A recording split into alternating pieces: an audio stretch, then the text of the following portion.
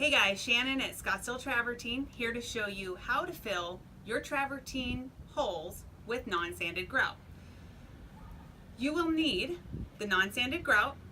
Comes in a box, not a bag. If you go to Home Depot or Lowe's, I don't know about Lowe's, but if you go to Home Depot and you see bags and boxes, get the box. That's non-sanded grout. There's only certain times where you're going to use sanded grout to fill in holes in your travertine, and that's if you have a tumbled travertine or marble type of stone.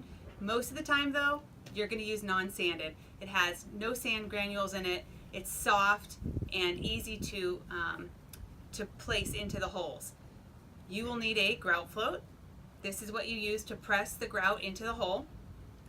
You'll need a sponge and 2 buckets. I like a small bucket for my grout because it's easier to get your tool into, and a bigger bucket for my rinsing. So this is what your sponge goes into with fresh water, and once you have put the grout into the hole, you will take your sponge, you'll dip it in your water, wring it out, not all the way, but most of the way, and then you will very gently wipe over the top of the hole. Then you will flip over your sponge and you'll do it again. The key here is do not press down hard on your sponge or you will dig all the grout right back out of the hole that you just filled. Very important.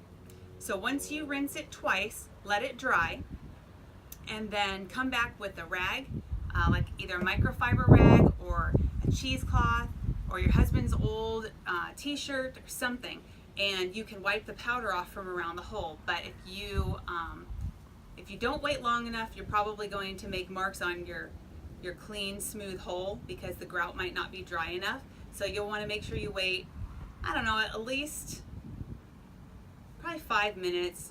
You can touch it and see if it's getting a little hard. The powder will never stick onto the sides of the tile, so you don't really have to be worried about that. You can wipe the powder off almost at any time. I also wanted to show the mixing of the grout so you can see what the proper consistency should look like. And I'm just going to use this cake spreader thing that I got a long time ago. Usually on the job we have a trowel that we sometimes use, but anything to mix it up will do fine.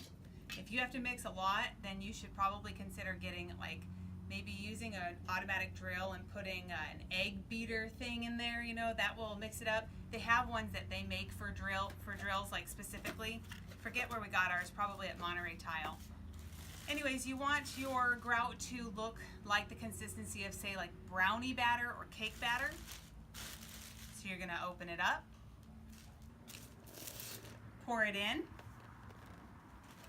take your garden hose and put it in here just a little tiny bit, okay?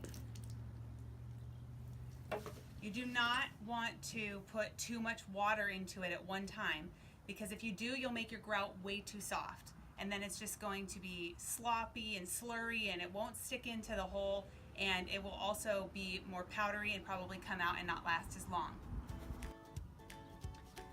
Okie dokie, we have a little tiny bit of water. See, I just barely put any in here. And I'm just gonna mix it around a little bit.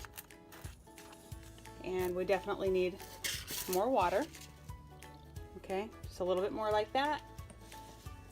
And I know we'll probably need more, but you really, really do not want to put too much in, or you're gonna have to start over. You can't just put too much in and then add more grout. It's not good to overmix the water. It ruins it, truly. Okay, get in there. This is probably not the best thing to be mixing it with, but it's what I have on hand. This right here is it's too strong. We need just a tad bit more water. Tad. I'm gonna make sure you get all that powder down there to mix it all together. Just a dash of water. I like to do this where I kind of beat it against the sides to make sure I get out any of those little balls of grout. See how it's smooth? Like, I don't know, I guess more like frosting. That is perfect for non-sanded grout. Okay? So that's what you're looking for. So that's really it. I'm going to show you a video now of one of our clients filling holes using non-sanded grout and just how easy it is. Okay, this is our client Cindy, and she's going to show you how to grout a hole. Find a good size hole, Cindy. Okay, and what do you do? Fill the hole. Fill the holes. See how it doesn't go in the little ones? It's very hard to get it to go in the little one. And then it makes a mess everywhere. There's mess, mess, mess, mess. So I can't seal it until we clean all that off. Yes. Almost all in this area. You missed some, Cindy. But he said this is too shallow. It is. Won't stay. It probably won't, but just try it.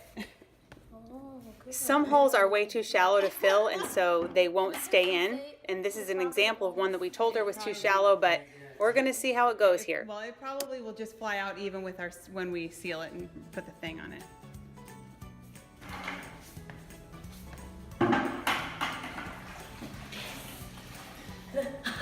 Way to go! Thanks for your help, Cindy. For more information about our services, you can call us at 602-826-2059. Thanks for watching.